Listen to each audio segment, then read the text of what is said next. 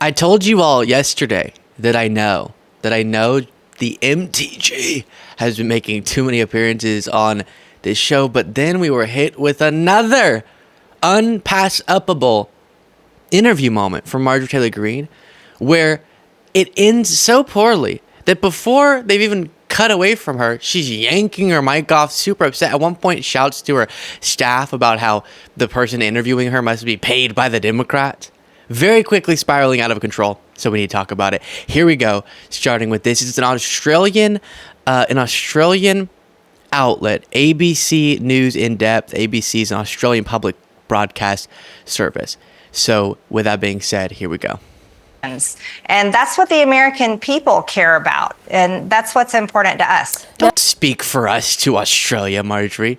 Now, the Assange story is essentially about the limits of the law, and Americans are typically law-abiding people. Won't millions of them have reservations about voting for Donald Trump now he's a convicted felon? We have no reservations about voting for Donald Trump because the convictions are fake and they are a complete perversion of our justice system. It's actually embarrassing for the state of New York that they ran these sham trials and did these so-called convictions against President Trump, but yet they release criminals every single day on their streets. I don't think that... I always have to note, if you haven't heard this, it should be added to the conversation that crime is plummeting. So every time they try to make this ridiculous point, and obviously we have much more to go and it gets much worse, but about how the injustice happening to Trump is exacerbated by the fact that the same people responsible for this injustice are also overseeing surges in more dangerous crimes, right? The opposite is happening. So clearly whatever this justice system is doing is just fine, okay? You can even sound serious if you're talking on an interview and you want to attack the American people for supporting President Trump. We remember his presidency as being great. We could afford food, gasoline, electric bills. Jobs were plentiful, but under Joe Biden, we've pretty much been run by what's like a communist regime here that locks up their political protesters, is attacking and wants to put Donald Trump in prison for the rest of his life simply because they're terrified of him being president again. But, you know, were it not for the ability of Mr. Trump's lawyers to delay proceedings, he might have a string of convictions before the election related to January 6 and his attempts to overturn that election. Do you believe that he will ever face trial for those actions? I think it's a real shame here in America today that we're seeing our justice systems used in campaigns and to sway presidential elections. And that's something that I would think people like yourself would condemn and speak out against. All right, a couple takeaways before going further. First, her points about the economy. Obviously, we've gone through those extensively, so we'll skip past that for the time being. She is pushing her normal nonsense about how the justice system is being weaponized when it's not, as shown by so many things, like Democratic Senator Bob Menendez also at trial, and then the son of President Biden being convicted of felony gun charges. It would be hard to make the case that this is Biden's master plan. And then on top of that, you have a mountain of evidence of crimes Trump has committed, zero evidence of Biden's involvement in these prosecutions. So fabricating that, that's why it seems many across the world understand that Marjorie Taylor Greene is being ridiculous here. And then the last point, think about as we go through the rest of this, that Marjorie Taylor Greene is representing us in this fashion. That's made very abundantly clear when she's doing an interview with an outlet outside the United States, right? Because some people are watching, hopefully they get the distinction, and I think a lot of people do. The introduction of Trump really makes that distinction clear, the for Trump and against Trump columns of Americans. But imagine in any way perceiving the United States through the lens of Marjorie Taylor Greene being a powerful person. That's disturbing.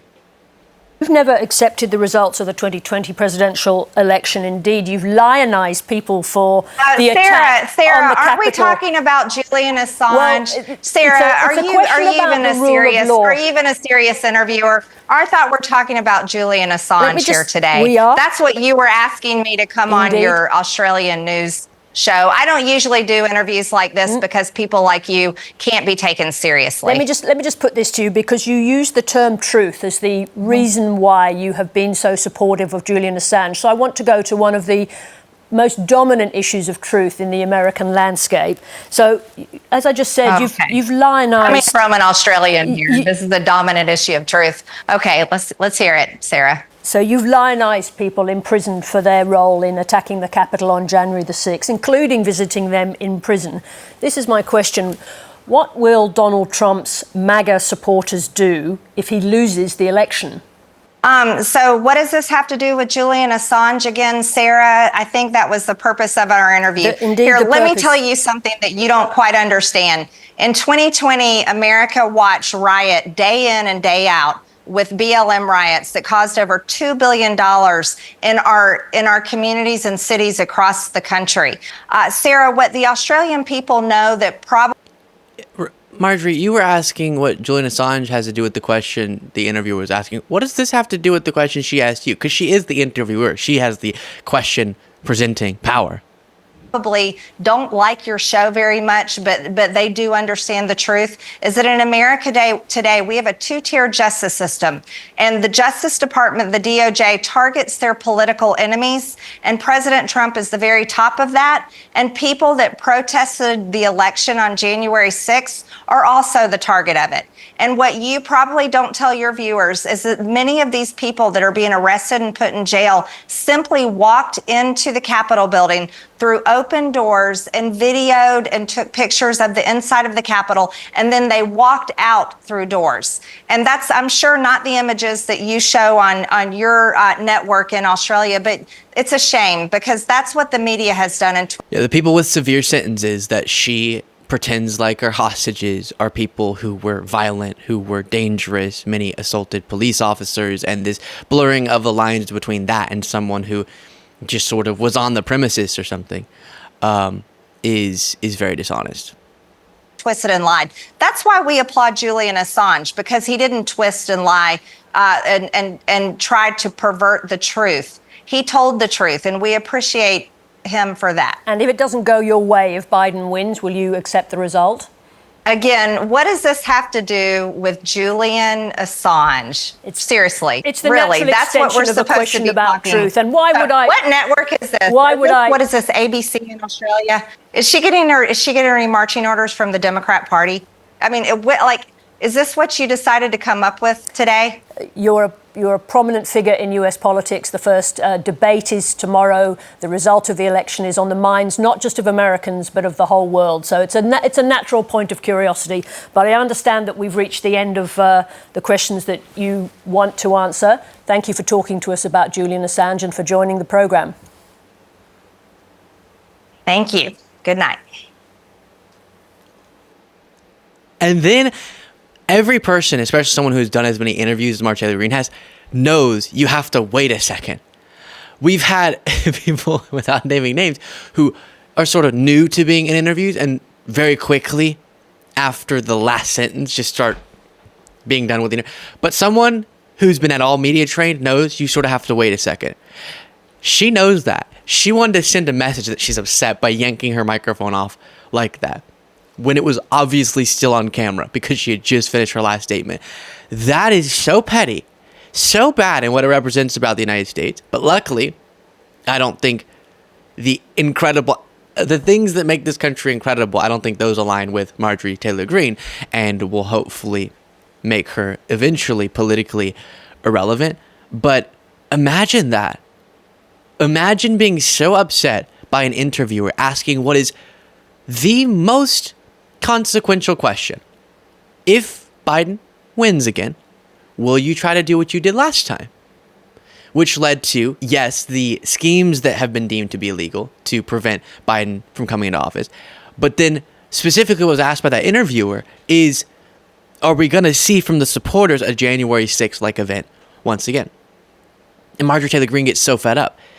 I think, again, as someone who has done a bunch of interviews being Marjorie, she understands you can get asked on the show to talk about something, and then we have some more time. Let me ask some other questions. So Julian Assange was the subject matter, the breaking news that is being responded to by MTG on this show. And then, all right, we got some more time in this interview. Can I ask you about the election, the big thing that the whole world is watching closely, as was noted by this interviewer? And Marjorie's fed up. Why? Well, because I guess, honestly, I don't know why she would be this upset by it, to be honest. But I guess she understands it looks really bad, and it makes Trump and her movement look really bad when this is a question that has to be asked. Are you going to even accept the democratic process, or are you going to do what you did last time, which is the opposite of accepting the results?